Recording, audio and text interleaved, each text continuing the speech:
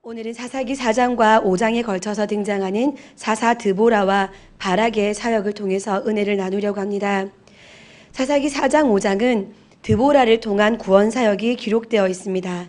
4장에서는 이 사건에 대한 이야기의 형식으로 기록되어 있고, 5장은 이 사건에 대하여 하나님께 영광을 돌리는 찬양이 적혀 있는 시가체 형식으로 기록되어 있습니다. 한 동일한 사건을 4장과 5장이 똑같은 사건을 다른 형식으로 표현하고 있다는 말씀입니다. 이와 유사한 경우가 출애굽기 14장, 15장에 홍해가 갈라지는 사건을 보면 이와 유사하게 기록되어 있습니다. 14장은 홍해가 갈라진 사건을 이야기체로 기록하고 있고, 15장은 찬양을 통해서 하나님께 영광을 돌리는 시가체 형식으로 같은 사건을 다른 표현으로 표현하고 있습니다. 그래서 오늘 2장 전체를 다 볼 것은 아니고 필요에 따라 부분을 선택해서 4장, 5장을 통해서 말씀을 나누겠습니다. 사사기의 구조가 어떤지에 대해서는 많이들 들어보셨을 것입니다. 이스라엘 백성들이 사사기에서 반복적인 구조를 우리에게 보여주고 있습니다. 먼저 이스라엘 백성들이 죄를 짓습니다. 그러면 하나님께서 그들에게 죄에 대한 값으로 고난을 주십니다. 그들이 고난을 못 견뎌서 하나님께 부르짖습니다. 하나님은 사사를 부르셔서 그들을 고난의 자리에서 구원해 주십니다. 그들은 평안을 누립니다. 평안 가운데 그들은 다시 죄를 짓습니다. 하나님은 고난을 주시고 그들은 부르짖고, 하나님은 사사를 보내주시고 그들은 평안을 누리고, 이 구조가 사사기에 반복되고 있습니다. 오늘 말씀도 이렇게 시작되고 있습니다. 이스라엘 자손이 또 여호와의 목전에 악을 행하매, 또 악을 행했다고 기록하고 있습니다. 그런데 어디에서 악을 행했는가? 여호와의 목전에서 악을 행했다고 말씀하고 있습니다. 사람들은, 이스라엘 백성뿐만 아니라 모든 사람들은 여호와의 목전에 사는 존재라는 것을 잊어버리기가 쉽습니다. 그러나 우리 모든 피조물들은 여호와의 목전에 있고, 이스라엘 백성들은 여호와의 목전, 눈앞에 있다는 것을 또 잊어버리고 죄를 지었습니다. 그래서 이제 하나님은 그들에게 형벌을 주실 차례가 되었습니다. 누구를 통하여 그들에게 형벌을 주셨냐 하면, 고난을 주셨냐 하면 가나안 왕 야빈을 통해서 그들에게 고난을 주십니다. 가나안 왕 야빈이라는 것은 의미가 있습니다. 이스라엘 백성들은 가나안의 모든 족속들을 다 진멸하여서 이미 승리해서 가나안 사람들을 이스라엘 백성들이 다스려야 될 존재들인데, 가나안에서 오히려 다스림을 받는 그런 치욕적이기도 하고 속상하기도 하고 힘들기도 한 그런 고통 가운데 하나님께서 그들을 내버려 두셨다는 것입니다. 이 가나안 왕은 철병거가 900대가 있다고 성경이 기록하고 있습니다. 혹시 말을 직접 타 보셨습니까? 말을 우리가 그림으로 그리는 것보다 훨씬 크다는 거 아시지요? 커서 저 같은 키 작은 다리 짧은 사람은 혼자서 말을 올라탈 수도 없을 만큼 말은 생각보다 큽니다. 철병거가 말을 끄는데요, 병거 한 대당 말 한 마리가 끈다고 쳐도 900마리의 말이 있었겠지요, 가나안 왕 야빈에게. 그러면 말 발굽소리 900마리의 말 발굽소리와 철병거가 칭칭칭칭하며 달려가는 바퀴소리, 그 소리들로 이스라엘 백성들을 얼마나 어마무시하게 두렵게 그들을 다스렸겠습니까? 그래서 5장 6절 말씀을 보면 그들이 그냥 학대를 받은 것이 아니라 5장 6절 말씀을 보면 아낫의 아들 삼갈의 날에 또는 야엘의 날에는 대로가 비었고 길의 행인들은 오솔길로 다녔도다라고 표현하고 있습니다. 그만큼 이스라엘 백성들이 가나안 왕 야빈에 의해서 아주 괴롭도록 다스림을 받았다는 것입니다. 대로가 편했겠지만 대로 다닐 수가 없었습니다. 너무 괴롭힘을 받아서. 그 심히 학대했다는 것을 문자 그대로 번역하면요, 쥐어 짜다라는 번역이 될 수 있다고 합니다.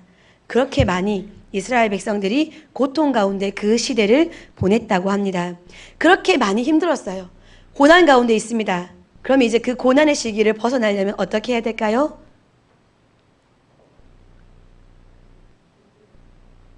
부르짖어야 되지요. 하나님께 부르짖어야 됩니다. 하나님께 부르짖는 데에서 모든 변화가 시작될 수 있습니다. 본문 3절 하반절에서 이스라엘 백성들이 여호와께 부르짖었다고 기록되어 있습니다. 하나님은 이제 그 부르짖음에 귀를 기울이시고 사사를 세우십니다. 그런데 하나님께서 오늘 이 사건에서 어떤 사사를, 누구를 사사로 세우셨는가? 어떤 사람을 사사로 부르셨습니까? 네, 드보라를 부르셨습니다.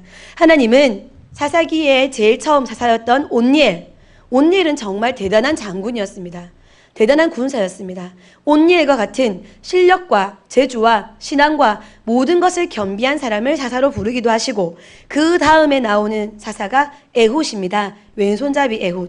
그것은 선택적으로 왼손을 사용했다는 것이 아니라 오른손, 거룩한 손, 이것에 장애가 있어서 오른손을 사용할 수 없었기 때문에 어쩔 수 없이 거룩하지 않은 손, 부정한 손, 왼손을 사용할 수밖에 없었던 장애를 가진 인물 에훗을 사사로 사용하신 적도 있으십니다. 그리고 오늘은 랍비돗의 아내 여선지자 드보라를 사사로 부르셨습니다.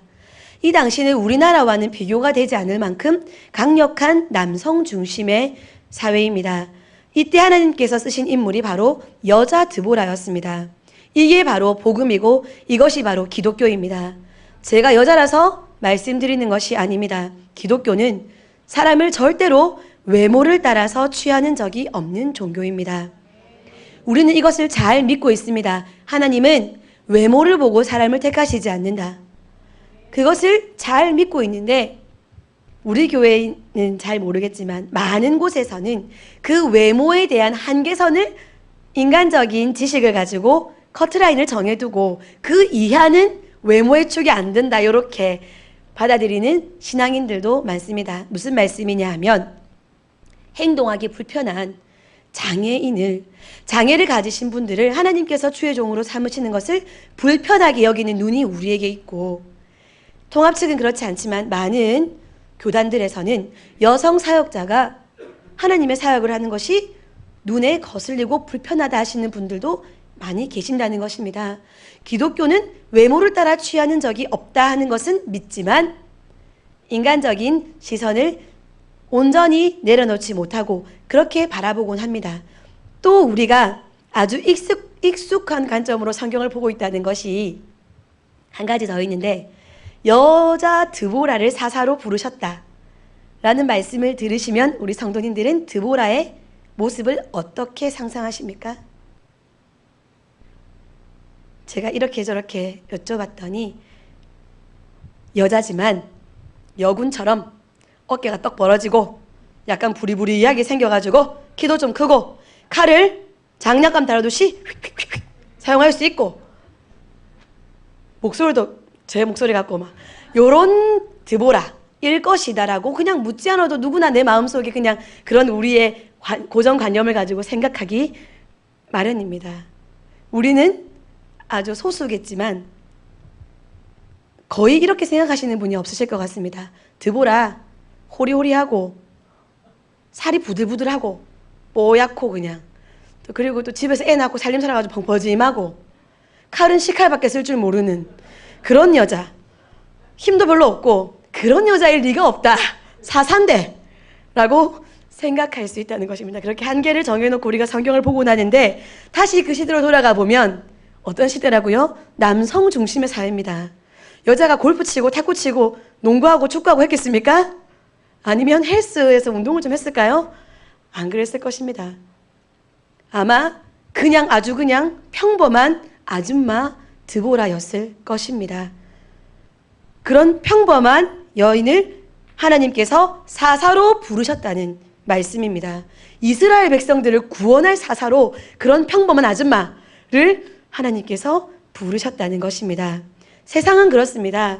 세상은 자격과 조건과 재능을 너무 중요하게 여깁니다. 왜냐하면 세상 자체가 자원이 제한되어 있기 때문에 그런 사람들, 능력과 자원을 가진 사람들을 우대하고 그런 사람들을 인정하고 그런 사람들이 일을 맡아서 할 수 있다라고 생각합니다.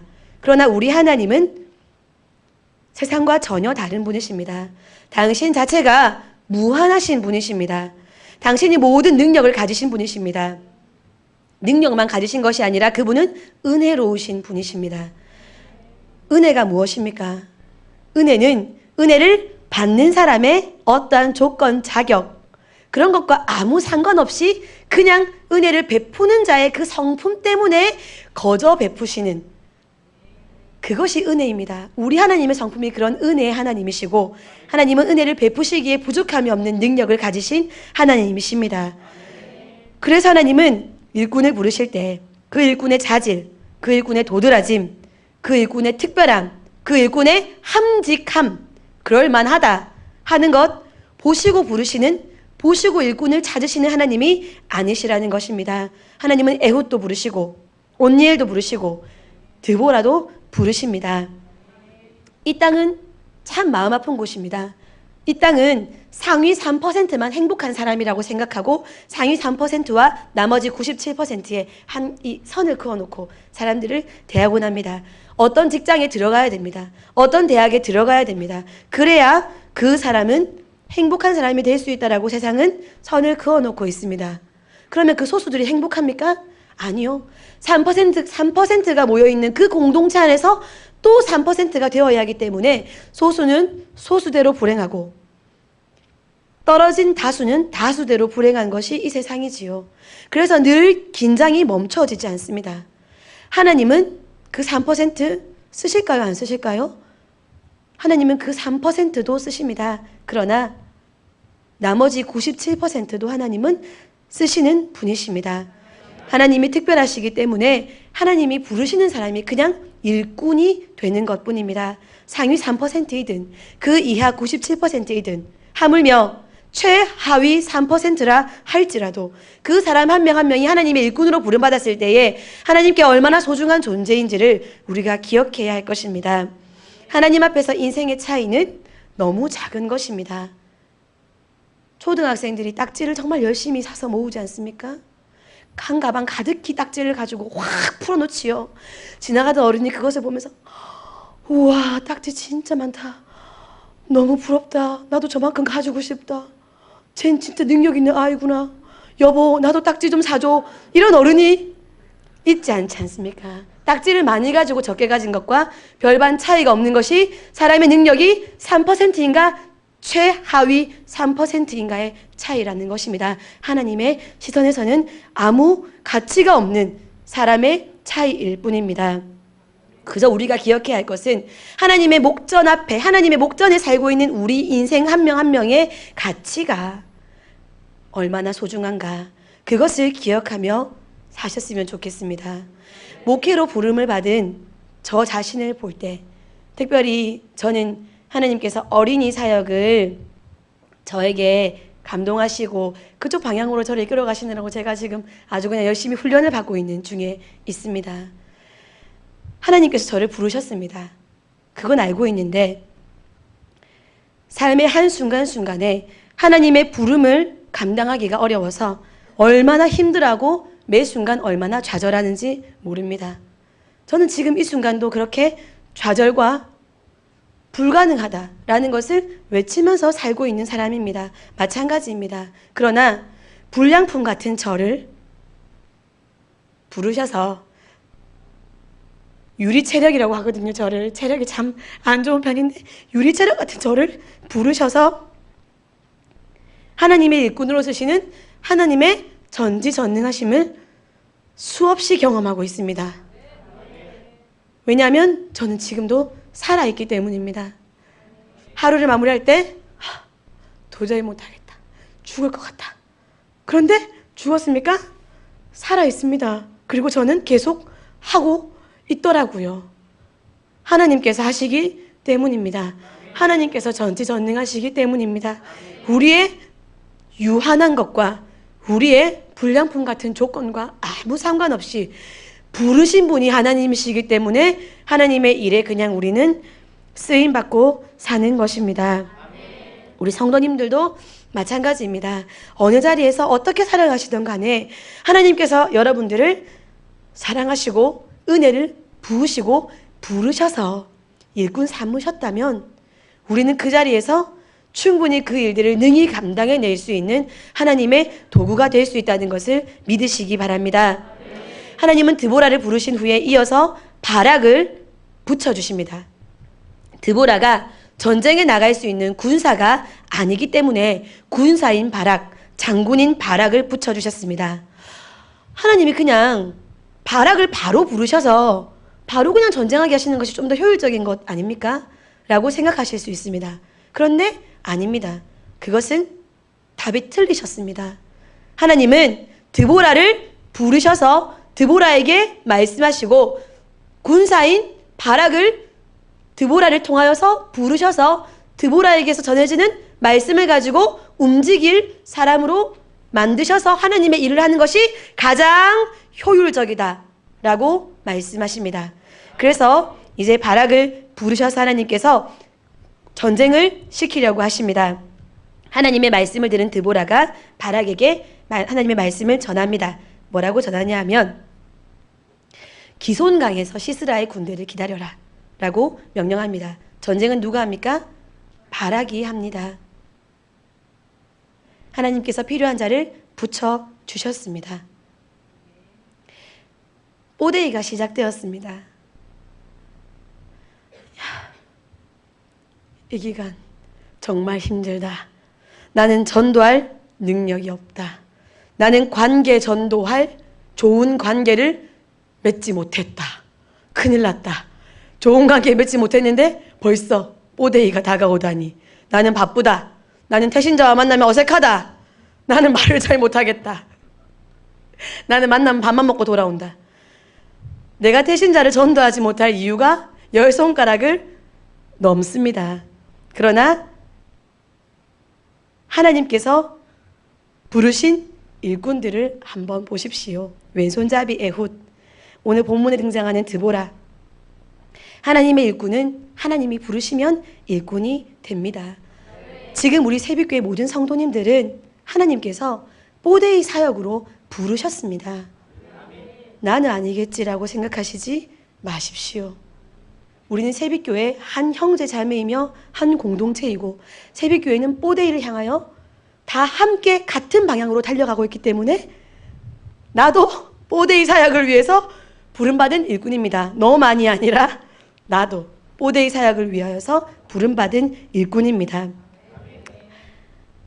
우리가 우리의 부족함, 우리의 나약함 때문에 포기하지만 않는다면, 우리가 거부하지만 않는다면, 우리가 귀만 틀어막고 있지만 않는다면 우리는 하나님의 뽀데이 사역에 부름받은 하나님의 일꾼으로 이 귀한 사역에서 분명히 쓰임받을 수 있다는 것을 기억하시기 바랍니다. 이제 일꾼으로 부름받은 그 드보라와 바락, 그 일꾼들의 사역의 결말이 어떻게 되는지 말씀드리고 말씀을 마무리하겠습니다. 그래서 바락이 이제 드보라의 말을 듣고 기손강으로 갔습니다. 시스라가 야빈 왕의 군대 장관인데요. 시스라가 군대와 900대의 철병거를 가지고 바락과 전쟁하려고 기손강으로 갑니다. 하나님께서 뭐라고 말씀하셨냐 하면 시스라의 군대와 900대의 철병거를 끌고 와서 바락의 손에 붙이겠다라고 드보라에게 말씀하셨거든요. 이 기손강이라는 곳은 이 가나안 땅에 옛날부터 있던 강이었습니다. 시스라도 가나안 사람이었겠지요. 야빈 왕이 가나안 사람이었으니까. 그러면 시스라가 이 기손강을 잘 알고 있을까요? 모를까요? 잘 알고 있을 것입니다. 그런데 왜 시스라가 기손강으로 900대의 철병거를 끌고 갔을까요? 기손강이라는 곳은 와디라는 유대인들의 독특한 강이기 때문입니다. 와디는 건기에는 물이 흐르지 않는 그냥 땅입니다. 그랬다가 우기가 되면 비가 억수같이 내려서 강이 되어버리는, 건기에는 그냥 땅이었다가 우기에는 강이 되는 그런 곳이 기손강입니다. 그럼 시스라가 900대의 철병거를 끌고 왔다는 것은 이 당시가 건기였다는 것이지요. 철병거가 충분히 갈 수 있는 상황이었기 때문에 철병거를 끌고 왔습니다. 건기였습니다. 그런데 의기양양하게 왔던 이 시스라가요, 패배합니다. 왜 패배했는가? 4장에서는 칼로 패배했다고 기록하는데 5장 20절에서는 별들이 그와 싸웠다. 기손강이 그 무리를 표류시켰다 라고 기록하고 있습니다. 좀 더 상세히 설명되어 있는 것이, 그리고 시적으로 표현되어 있긴 하지만 자세히 설명되어 있는 것이 5장입니다. 무슨 말이냐 하면 비가 내리지 않아야 할 건기인데 기손강에 하늘에서부터 비가 내렸다는 것입니다. 그런데 그것이 물이 찬방찬방 보였으면 또 철병거를 끌고 가지는 않았겠지요. 적당히 비가 내려서 그 땅이 질퍽질퍽해졌을 것입니다. 그래서 시스라와 군인들과 철병거가 아주 당당하게, 내가 최첨단 무기를 가지고 전쟁에 가니까 얼마나 당당하겠습니까? 따그닥 갔는데 바퀴가 다 기손강에 표류된 것입니다. 그 최첨단 무기가 도움이 되었습니까? 오히려 방해가 되었습니다. 시스라가 철병거에서 내려서 도망가다가 야엘이라는 여인의 손에서 죽게 됩니다. 드보라가 싸워서 이겼습니까? 바락이 싸워서 이긴 것입니까? 뜬금없이 하늘에서 비가 내려서 건기에 비가 내리더니 기손강이 그들을 표류시켰습니다.